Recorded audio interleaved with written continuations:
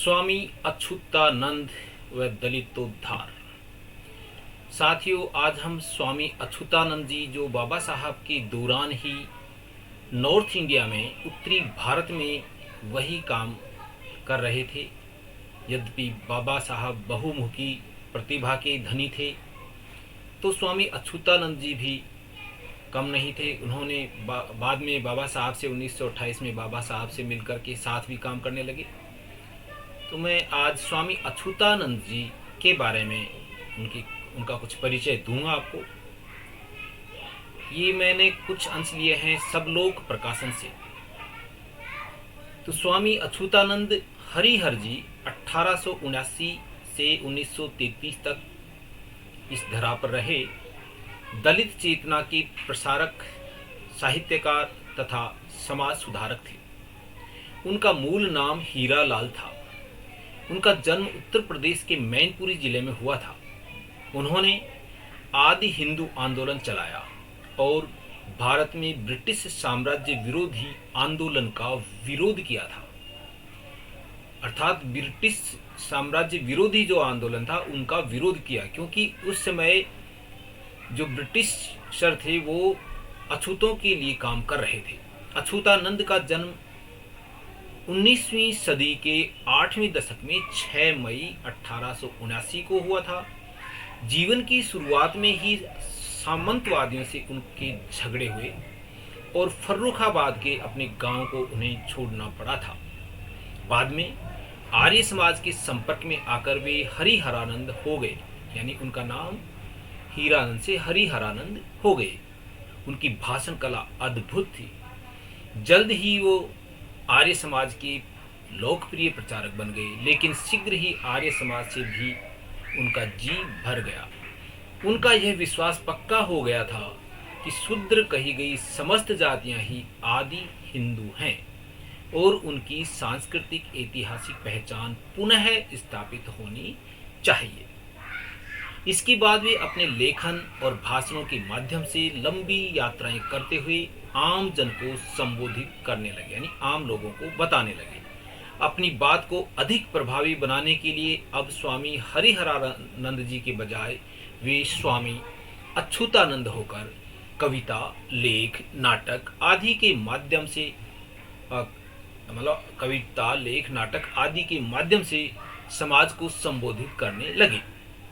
दलित पत्रकारिता का इतिहास उतना ही पुराना है जितना स्वामी अच्युतानंद हरिहर और बाबा साहब डॉक्टर भीमराव अंबेडकर का जीवन। इसमें दो राय नहीं है कि बाबा साहब अंबेडकर और स्वामी अच्युतानंद हरिहर ने 20वीं सदी के दूसरे दशक में दलित पत्रकारिता की नींव रखी थी।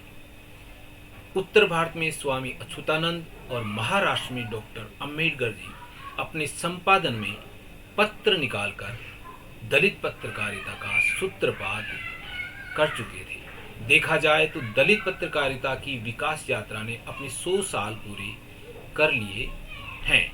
स्वामी अच्युतानंद ने हिंदी भाषा में अछूत और डॉक्टर अंबेडकर ने 31 जनवरी 1920 को मराठी भाषा में मूक नायक पाक्षिक पत्र निकाला, यानी अच्युतानंद जी ने हिंदी भाषा में अछूत और बाबा साहब डॉक्टर अम्बेडकर ने 31 जनवरी 1920 को मराठी भाषा में मूक नायक पाक्षिक पत्र निकाला था। डॉक्टर अम्बेडकर जी ने अपने जीवन काल में मूक नायक के अलावा समता, बहिष्कृत भारत, जनता और प्रबुद्ध भारत नामक महत्वपूर्ण पत्र निकाले थे। आज से 100 साल पहले डॉक्टर अंबेडकर इस बात को समझ चुके थे कि मुख्य धारा की पत्रकारिता वर्ण और जाति के शिकंजे से जकड़ी हुई है, जिसके चलते हिंदुओं के पत्र पत्रिकाएं दलित समस्या को उठाने में कोई दिलचस्पी नहीं दिखाएंगे।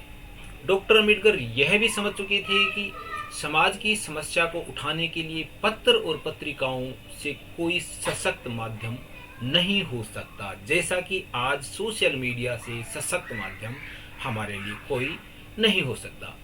इसलिए उन्होंने दलित समस्या को उठाने के लिए अखबार निकालने का निश्चय किया। डॉक्टर अंबेडकर यह भी देख रहे थे कि दलितों के साथ जो जुल्म और अन्याय किया जा रहा है उसको तात्कालिक संपादक बताते कम और छुपाते ज्यादा है।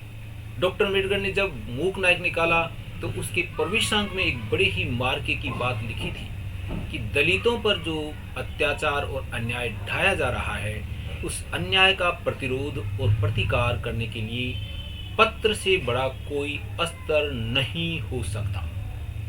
और आज सोशल मीडिया से बड़ा अस्त्र नहीं हो सकता। अतः यही कार्य उत्तर भारत में अच्युतानंद जी कर रहे थे, यानी पत्र निकाल रहे थे।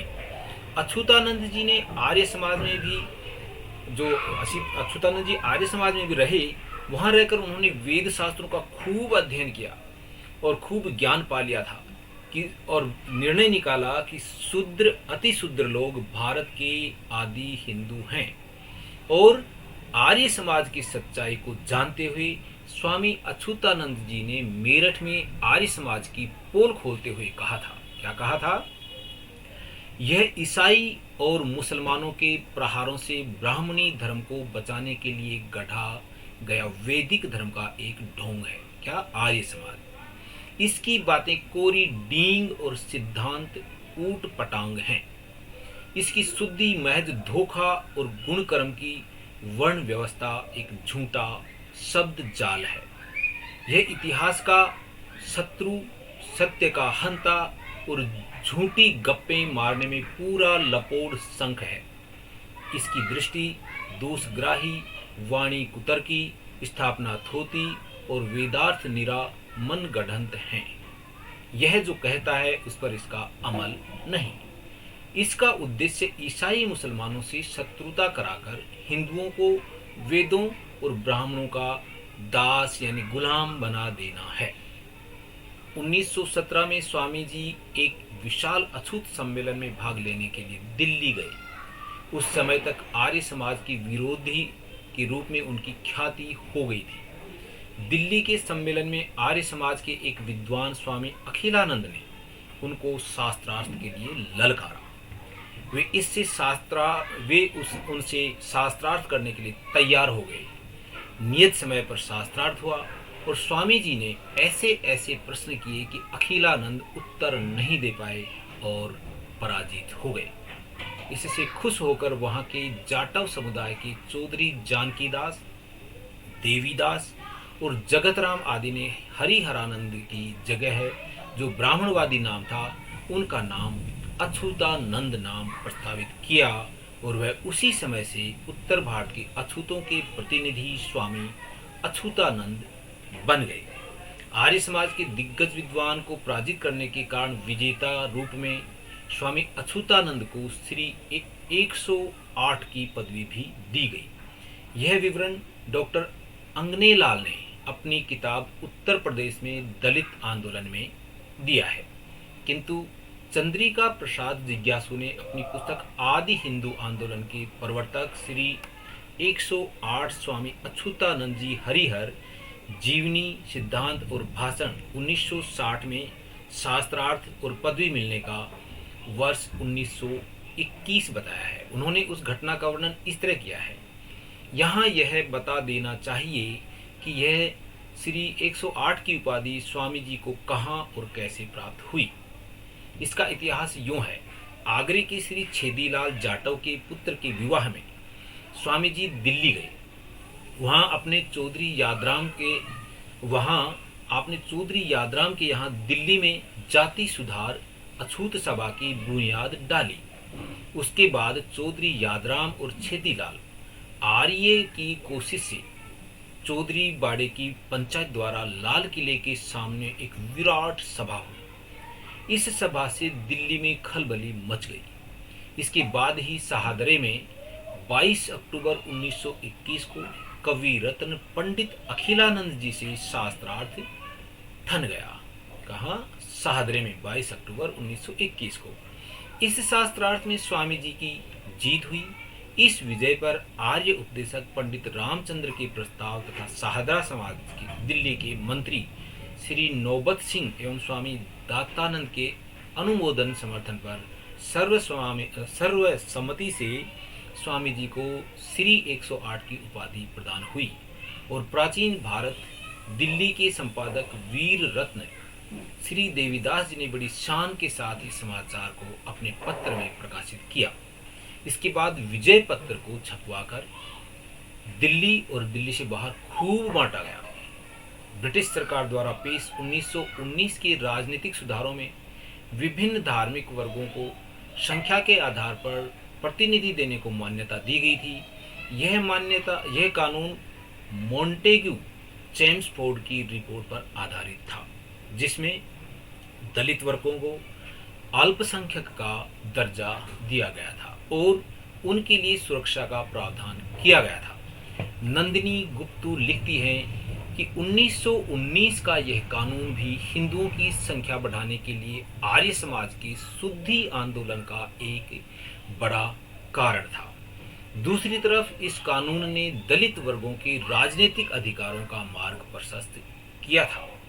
डॉक्टर अंबेडकर ने लिखा है कि दुर्भाग्य से जब संविधान का विवरण तैयार किया गया तो भारत सरकार के लिए दलित वर्गों की सुरक्षा के लिए किसी भी प्रावधान को तैयार करना मुश्किल हो गया, सिवाय इसके कि उन्हें नामांकन द्वारा विधानसभा में सांकेतिक प्रतिनिधित्व दिया जाए। ऐसी स्थिति में सबसे पहले यह जरूरी था कि हिंदुओं के अत्याचार और उत्पीड़न के खिलाफ दलित वर्गों की सुरक्षा के लिए उनके द्वारा आवश्यक सुरक्षा उपायों की मांग की जाए।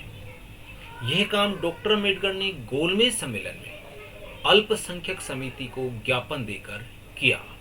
उन्होंने अपने ज्ञापन में 8 मांगे रखी, जिनमें समान नागरिकता का अधिकार, समान अधिकारों का उपभोग, भेदभाव के विरुद्ध संरक्षण, विधानसभाओं में समुचित प्रतिनिधित्व, सरकारी सेवाओं में समुचित प्रतिनिधित्व और पक्षपातपूर्ण कार्रवाई या हितों की उपेक्षा के विरुद्ध उपाय मुख्य थे।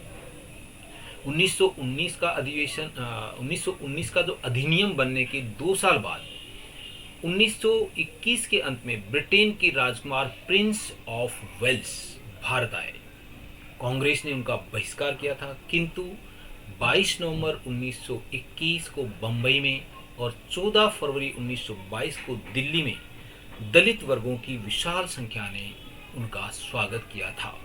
दिल्ली में स्वामी अछूतानंद के नेतृत्व में एक विशाल अखिल भारतीय अछूत सम्मेलन का आयोजन किया गया था, जिसमें देश भर से हजारों की संख्या में दलित वर्गों के लोगों ने भाग लिया था। इसी सम्मेलन में प्रिंस ऑफ वेल्स का स्वागत किया गया था और उनको अपनी 17 सूत्री मांग पत्र सौंपा गया था। इस अवसर का आंखों देखा रोमांचक वर्णन कैथरीन मेयो ने अपनी पुस्तक मदर इंडिया में किया है और प्रिंस ऑफ वेल्स का स्वागत करने वाले दलितों की संख्या 25,000 बताई है। जिज्ञासु जी ने यह संख्या लाखों में बताई है। जिज्ञासु जी एक लेखक हुए हैं, उन्होंने ये संख्या लाखों में बताई है, जबकि वो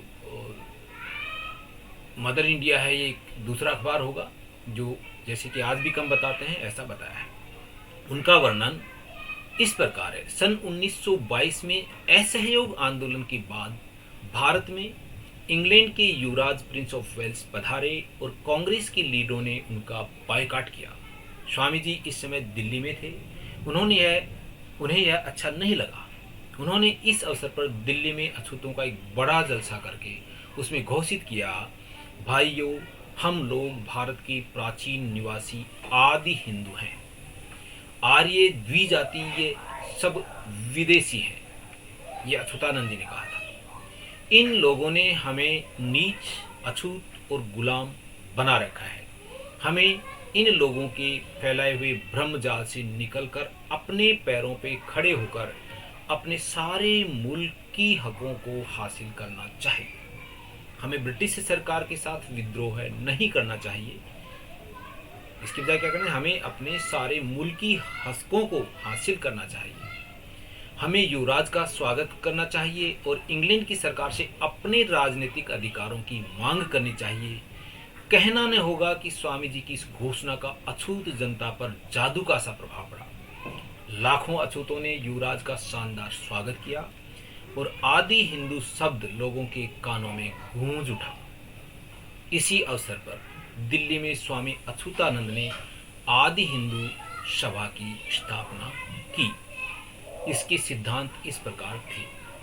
हिंदू आंदोलन में दलित तथा पिछड़े वर्गों की भागीदारी, सहभोज का प्रचार, यानी पिछड़े वर्गों, सब पिछड़े वर्ग और दलित आएंगे, उसके साथ सहभोज, एक साथ भोजन करेंगे। निर्गुण संत परंपरा में आस्था, विषमता के विरुद्ध संघर्ष क्रांति, सत्य ही देवत्व का साधन और स्वयं के प्रयास से ही प्रकाश मिलेगा। जैसे कि भगवान बुद्ध ने कहा अपदीपो भव, ये बात अच्युतानंद जी ने कही। जिज्ञासु जी लिखते हैं कि आदि हिंदू शब्द समस्त भारत में गूंज उठा, यहाँ तक कि लंदन की पार्लियामेंट में भी फैल गया। न मालूम कितनी कॉन्फ्रेंस, कितनी सभाएं और कितने जलसे कहाँ कहाँ इस नाम से हुए।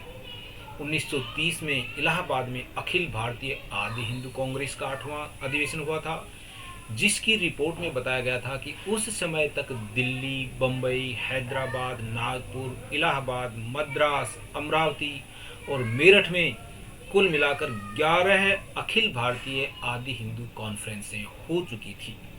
इसी प्रकार कानपुर, लखनऊ, इलाहाबाद, मेरठ, मैनपुरी, मथुरा, इटावा, गोरखपुर, फर्रुखाबाद, आगरा इत्यादि स्थानों पर कुल मिलाकर 15 प्रांतीय सम्मेलन हो चुके थे। जिज्ञासु जी आगे बताते हैं कि जिला आदि हिंदू सभाओं की संख्या 208 है, जो इस प्रकार के इस प्रांत की विभिन्न स्थानों में हुई है। वे यह भी लिखते हैं कि यह विवरण नवंबर 1930 तक का है। इसके बाद कितनी अखिल भारतीय, कितनी प्रांतीय और कितनी जनपदीय यानी जिलों की आदि हिंदू सभाएं हुई, इसकी कोई गणना नहीं है, मतलब बहुत हुई। जिज्ञासु जी के अनुसार आदि हिंदू आंदोलन केवल ब्रिटिश भारत, वे राज्य जो ब्रिटिश सरकार के अधीन थे, में ही सीमित नहीं रही। पीछे देसी रियासतों में भी यह आंदोलन व्याप्त हो गया। जो यहाँ के देसी राजाओं की रियासतें थी उनमें भी, जैसे ग्वालियर, भोपाल, जयपुर, अलवर, हैदराबाद, भरतपुर, टिहरी गढ़वाल आदि अगणित रियासतों में आदि हिंदू आंदोलन व्याप्त हुआ और असंख्य सभाएं व जलसे हुए। जिज्ञासु जी ने बड़े मार्के की बात लिखी है कि यदि विचार दृष्टि से देखा जाए तो आदि हिंदू आंदोलन ही मौलिक समाजवाद है। स्वामी अच्युतानंद एवं बाबा साहब अम्बेडकर ही भारत की कार्ल मार्क्स और लेनिन हैं। आदि हिंदू ही भारत की सर्वहारा हैं तथा द्विज हिंदू एवं उनके साथी भारतीय बुजुर्ग हैं। जब आदि हिंदू आंदोलन सर्वत्र फैल गया और जिले जिले में आदि हिंदू सभाएं होने लगी, तो उच्चताभिमानी हिंदू, खासकर आर्य समाजी स्वामी अच्युतानंद जी के खिलाफ झूठा दोषारोपण करने लगे और उनकी छवि को खराब करने वाली बातें फैलाने लगे। जिज्ञासु जी के अनुसार किसी ने कहा अच्युतानंद ईसाई है, यह ईसाइयों से तनख्वाह पाता है, सबको ईसाई बनाएगा। कोई कहता ये मुसलमानों का आदमी है, कोई कहता यह अंग्रेजों का पिट्ठू है, कोई कहता यह दुष्चरित्र है, मतलब कोई कहते हैं कि दुष्चरित्रता के कारण आर्य समाज से निकाल दिया गया है, तब से आर्य समाज की निंदा करता है। इस दुष्प्रचार से बहुत से अछूत लोग भी डरकर स्वामी जी की सहायता नहीं करते थे। ऐसा आज भी दलित, पीड़ित, वंचितों में से ऐसे लोग हैं जो खुद लालचों में आकर के इस तरह के काम करते हैं, आप उनको देख पा रहे होंगे। किंतु इसके बावजूद स्वामी जी ने हार नहीं मानी। जिज्ञासु जी लिखते हैं कि कभी चना चबाकर और कभी भूखे ही रहकर उन्हें जो सो जाना पड़ता, और पैसा पास न होने से कभी 20 कोस उन्हें पैदल चलना पड़ता था, परंतु अपने ध्येय और सिद्धांत से विचलित नहीं हुए। वह अपनी धुन के पक्के थे। उन्होंने अपने उपदेशों से सोतों को जगाया, यानी सोए हुओं को, गिरे हुओं को उठाया और मुर्दा कौम को जिंदा कर दिया। जब डराने, धमकाने और दुष्प्रचार से भी कोई आंदोलन विचलित नहीं होता है, तो फिर उसके भीतर घुसकर उसका नेतृत्व हथियाने की चाल चली जाती है। जैसा कि आप बहुत सारे उदाहरण देख चुके हैं। उसमें घुसने के बाद वे उस आंदोलन को ध्वस्त या विकृत कर देते हैं। बौद्ध धर्म, जैन धर्म, कबीर और रैदास आदि संतों के दर्शन को इसी तरह विकृत किया गया। आजीविक धर्म आजीविक धर्म को तो नष्ट ही कर दिया गया। आदि हिंदू आंदोलन का नेतृत्व भी सवर्णों ने हथियाने की बहुत कोशिश की, परंतु वे उसमें कामयाब नहीं हो सके क्योंकि उन्हें एंट्री नहीं दी गई। इसी कारण से स्वामी जी आदि हिंदू सभा के जलसे की अध्यक्षता भी किसी सवर्ण से नहीं कराते थे। इस संबंध में जिज्ञासु जी ने एक घटना का इस प्रकार उल्लेख किया है। स्वामी जी कभी सत्ताधारियों, राजाओं और रईसों के हाथ बिके नहीं। उनकी निर्भीकता का एक उदाहरण दिया जाता है। आदि हिंदू सिद्धांत का प्रचार करते हुए जिस समय वे भारत की प्राचीन राजधानी कन्नौज में आए, तो यह ठहरी कि यहाँ अछूतों की एक विराट सभा की जाए। इस सभा का सामियाना और प्लेटफॉर्म आदि के बनाने में तिरुवा नरेश ने बड़ी सहायता की। सभा स्थल खूब सज गया तो कुछ अछूत भाइयों के मन में यह बात आई कि इस सभा का सभापति तिरुवा के राजा साहेब को बनाया जाए। यहाँ तक कि कई मन चले डरपोक और खुशामदी अछूत भाई तिरुवा महाराज को सभापति का आसन ग्रहण करने का निमंत्रण भी दे आए। किंतु यह बात जब स्वामी जी को मालूम हुई तो उन्होंने निर्भीक भाव से इसका विरोध किया। उन्होंने साफ कह दिया कि अछूतों की सभा का सभापति कोई राजा महाराजा नहीं हो सकता। उस सभा का सभापति कोई सुयोग्य अछूत ही होना चाहिए। फलतः राजा साहब सभापति नहीं बनाए गए और सभापति पद के लिए एक अछूत नेता महात्मा रामचरण कुरील को चुना गया। यह स्वामी जी के वंश गौरव और निर्भीकता का एक उज्जवल उदाहरण है। 28 अप्रैल 1930 को स्वामी जी ने अमरावती बरार में आदि हिंदू सामाजिक परिषद के सम्मेलन में बोलते हुए कहा था कि हिंदुओं ने उन्हें मारने की धमकी दी है, जिसका समाचार 13-14 जुलाई 1927 के अर्जुन अखबार में छपा। आगरा में भी उन पर हमला हो चुका था, जिसमें वह बाल बाल बच गए थे। ये हमले और विरोध इस बात के प्रमाण थे कि स्वामी जी हिंदुओं के बताए रास्ते पर नहीं चल रहे थे, बल्कि उनकी धर्म व्यवस्था का खंडन कर रहे थे। दूसरा कारण यह था कि स्वामी जी ने आदि हिंदू आंदोलन को सामाजिक से राजनीतिक बना दिया था। अगर वे सामाजिक कार्य तक ही सीमित रहते तो शायद कांग्रेसी और आर्य समाजी उनके दुश्मन न बने होते। किंतु उस दौर का राजनीतिक वातावरण दलितों के पक्ष में नहीं था। कांग्रेस का स्वराज आंदोलन सिर्फ हिंदुओं की बात कर रहा था, पर दलित वर्गों की मुक्ति की बात नहीं कर रहा था। इस तरह की परिस्थिति में आदि हिंदू आंदोलन का राजनीतिक होना जरूरी था। इसकी पृष्ठभूमि भी उस समय मौजूद थी, जिसकी अनदेखी नहीं की जा सकती थी। यानी पृष्ठभूमि में ऐसा था, संभव था। डॉक्टर अंबेडकर का स्वराज की समानांतर अछूत मुक्ति का आंदोलन पहले से चल रहा था। जब 1928 में बंबई में आदि हिंदू सम्मेलन आयोजित हुआ तो उसमें डॉक्टर अंबेडकर भी उपस्थित थे। पहली बार वहीं दोनों नेता एक दूसरे से मिले 1928 मुंबई में, पर दोनों एक दूसरे के कार्यों तथा संघर्षों से वहां परिचित हुए। डॉक्टर अंबेडकर से बातचीत के बाद स्वामी जी का झुकाव पूरी तरह राजनीति की तरफ हो गया और वहीं उन्होंने डॉक्टर अंबेडकर की मुक्ति संग्राम को पूर्ण सहयोग देने का निश्चय किया।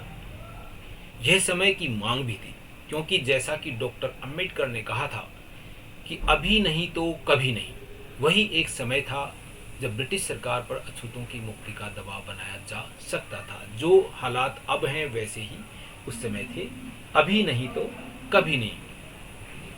उस अवसर को छोड़ने का अर्थ अछूतों को अछूत रूप में ही हिंदुओं के अधीन छोड़ देना था। साथियों, आज इतना ही। अगले एपिसोड में हम अछूतानंद जी के बारे में और आगे आपको बताएंगे। तब तक के लिए मैं हरि सिंह भूपेश आपसे अनुरोध करता हूं कि आपको हमारा वीडियो अच्छा लगा हो तो इसे लाइक, शेयर और सब्सक्राइब करें एवं कमेंट बॉक्स में कमेंट अवश्य लिखें, ताकि अगर कोई बात गलत कही गई हो तो हम उसे ठीक करने का प्रयास करेंगे।